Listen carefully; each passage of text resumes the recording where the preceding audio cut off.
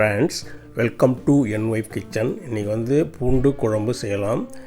என் wife தான் செய்துட்ருக்குறாங்க. பொருட்கள்லாம் ரெடியாக இருக்குது. இப்போ ஒரு குக்கரில் என்ன பண்ணி கொஞ்சம் தண்ணி ஊற்றி ஒரு 10 பூண்டு திரி ஒரு பாத்திரம் வச்சு அதையும் கொஞ்சம் தண்ணி ஊற்றி என்ன பண்ணி மூடி போட்டு வேக விட்டுருங்க. அந்த பக்கம் வானிலையில் 2 டீஸ்பூன் எண்ணெய் சேர்த்துட்டு கடுகு, ஜீரகம், உளுத்தம்பருப்பு, கடலைப்பருப்பு 1 டீஸ்பூன், வெந்தயம் ஒரு 1/2 டீஸ்பூன், பெருங்காயத்தூள், வெங்காயம், கறிவேப்பிலை, அதுக்கப்புறம் தக்காளியை சேர்த்துட்டு இது வேகிறதுக்காக கொஞ்சம் உப்பு போட்டு மூடி போட்டு வேக விடுங்க.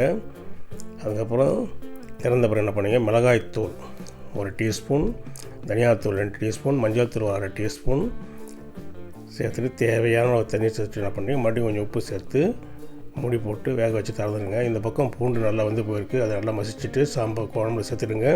கூடவே புளிக்கரைசல் சேர்த்துட்டு கொதிக்கட்டோம்னா பூண்டு குழம்பு ready. Please subscribe my channel. நன்றி.